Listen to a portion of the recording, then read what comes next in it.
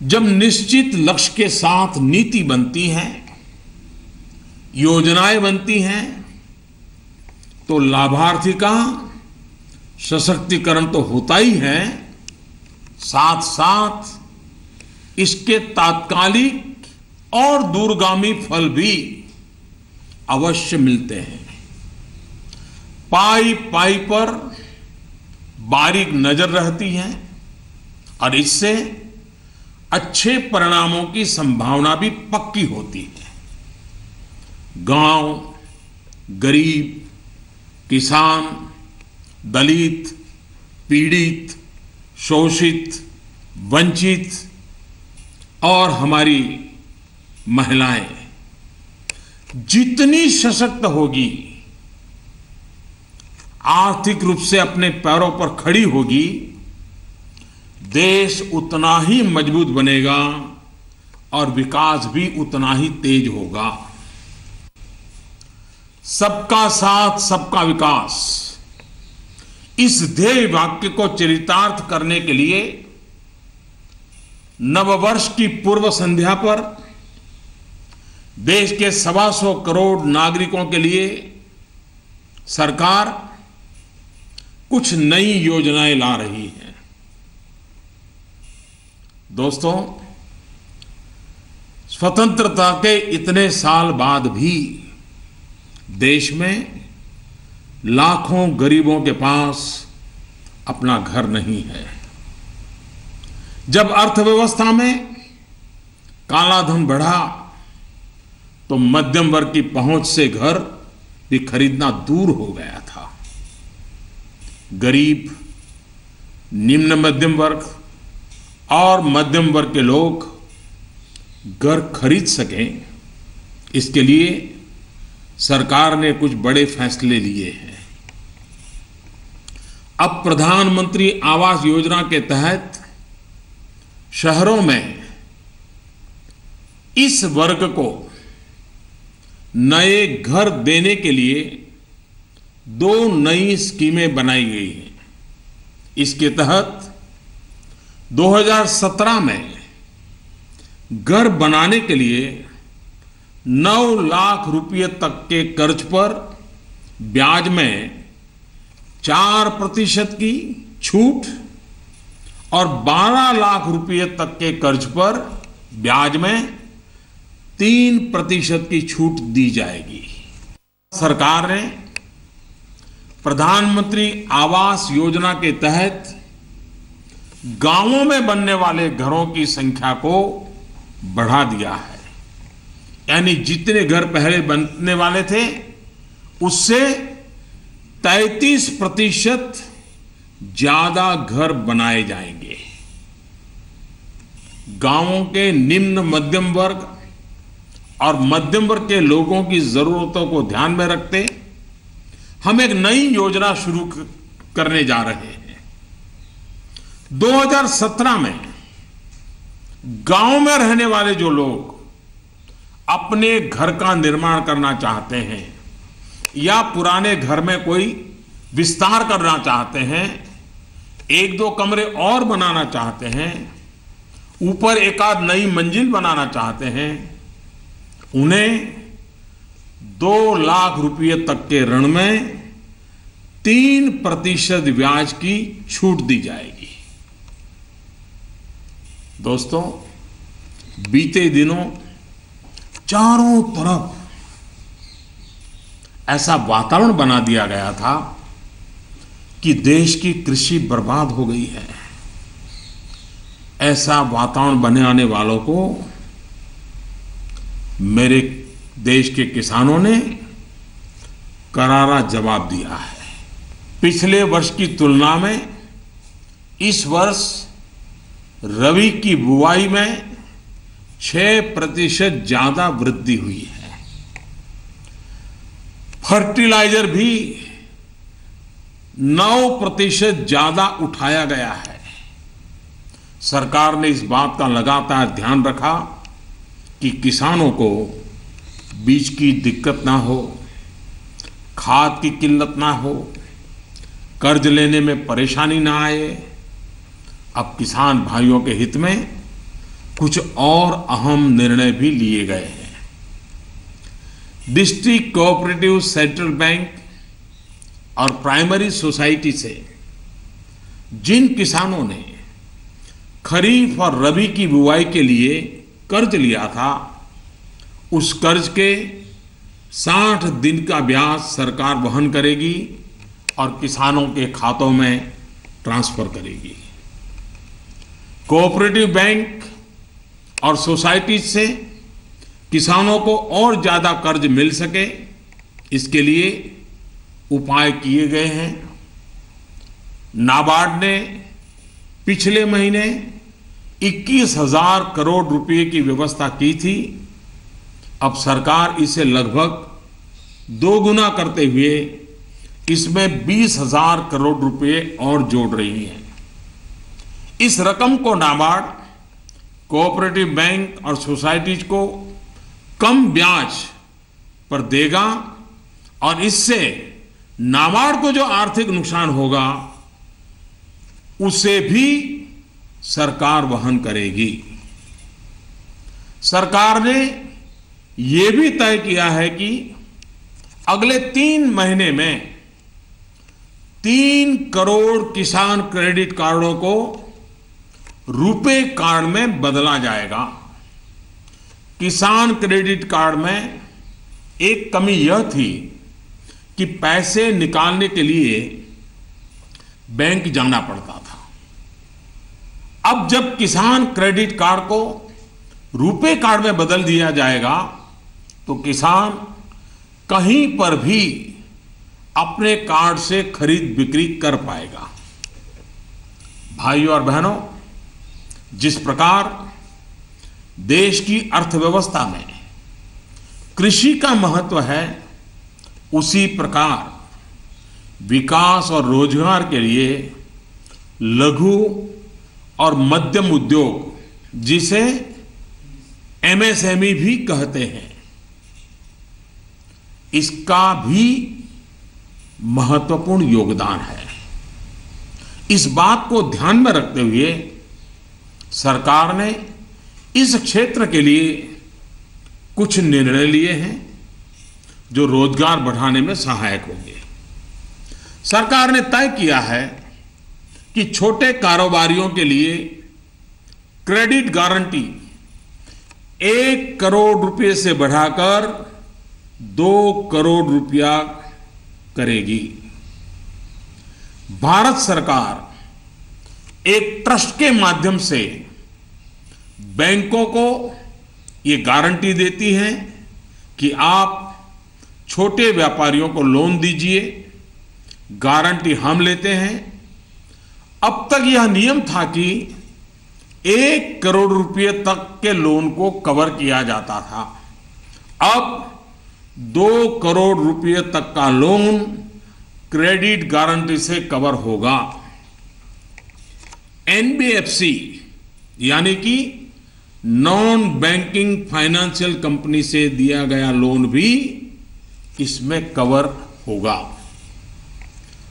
सरकार के इस फैसले से छोटे दुकानदार, छोटे उद्योगों को ज्यादा कर्ज मिलेगा।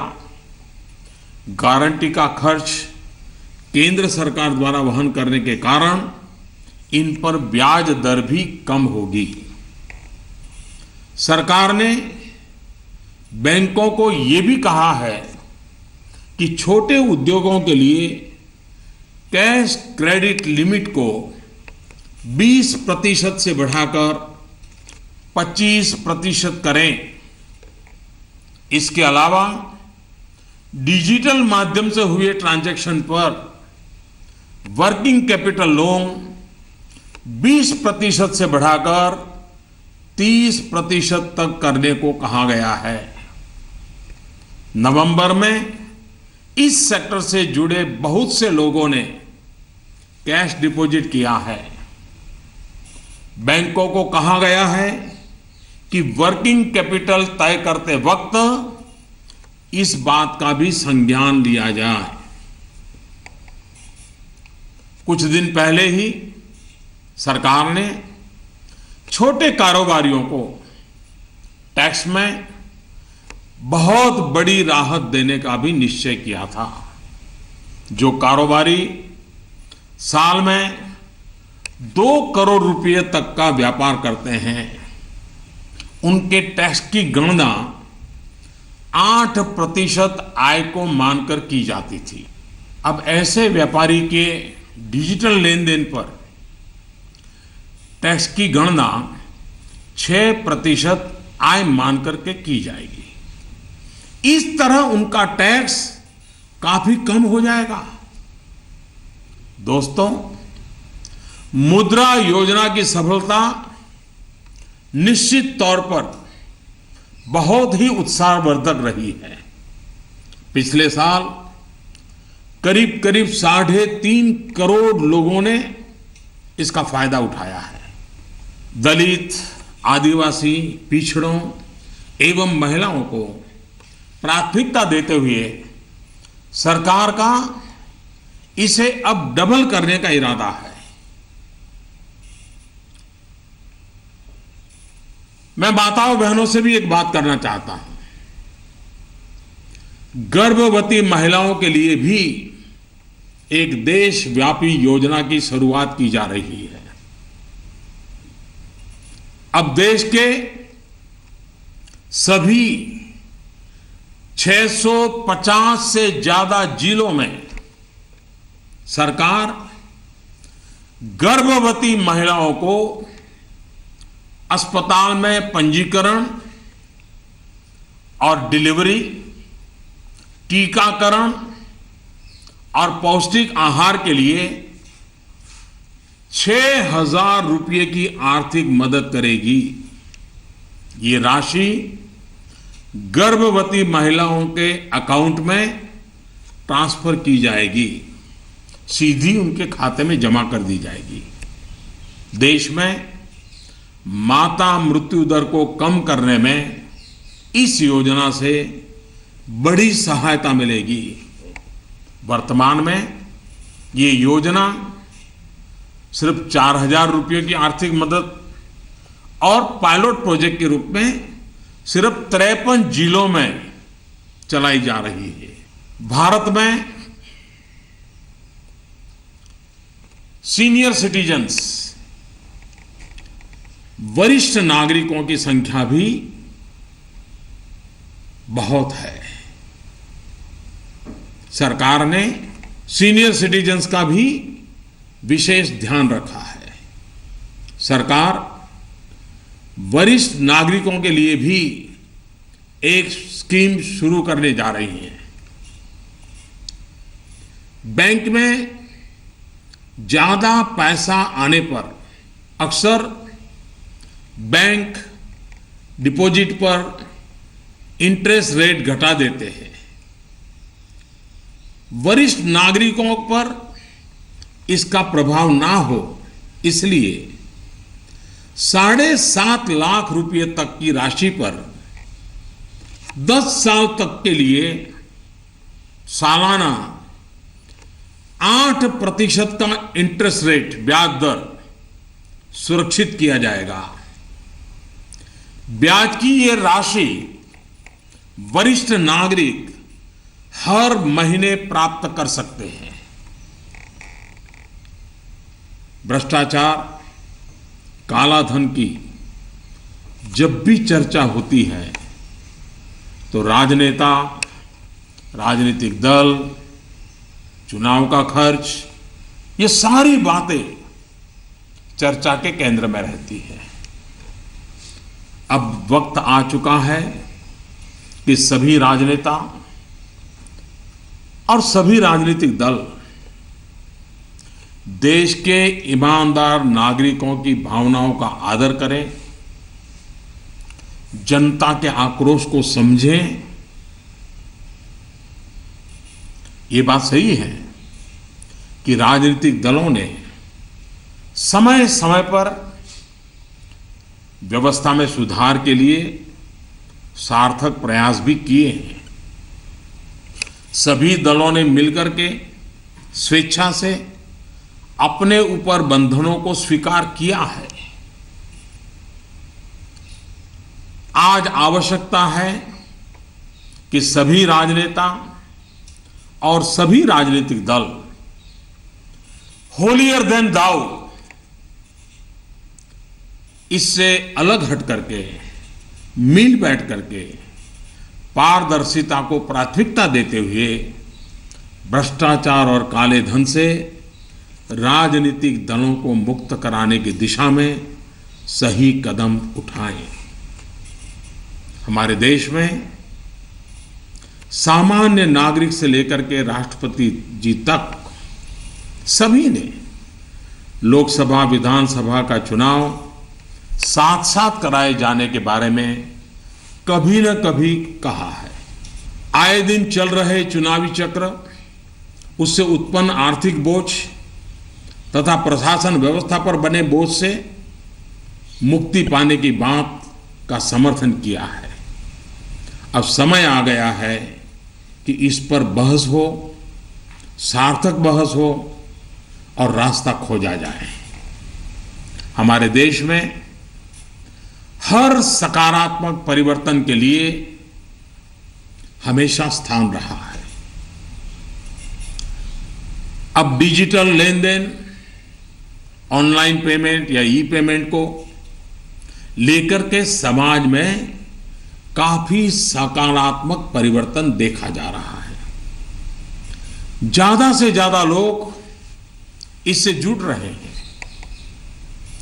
कल ही सरकार ने बाबा साहब भीमराव अंबेडकर के नाम पर डिजिटल ट्रांजैक्शन के लिए पूरी तरह एक स्वदेशी प्लेटफॉर्म भीम लॉन्च किया है।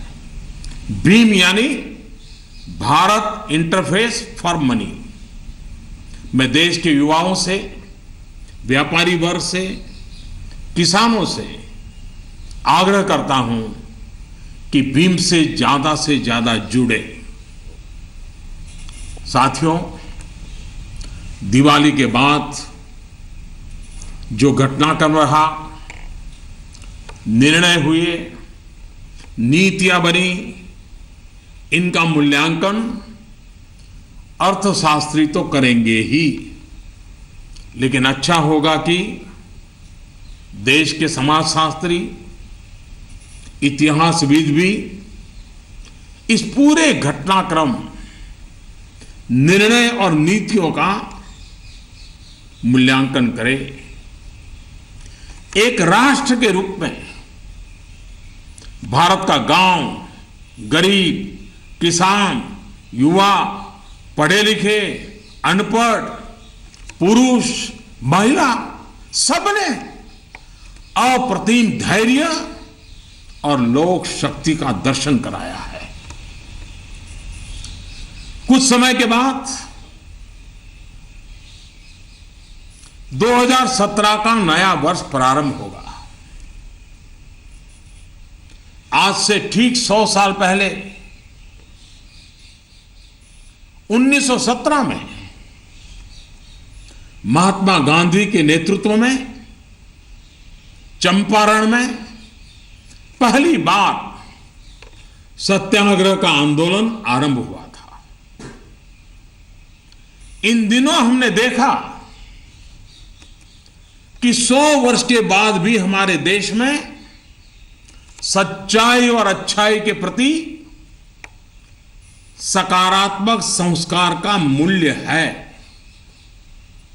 आज महात्मा गांधी नहीं है, परंतु उनका यह मार्ग जो हमें सत्य का आग्रह करने के लिए प्रेरित करता है, वह सर्वाधिक उपयुक्त है।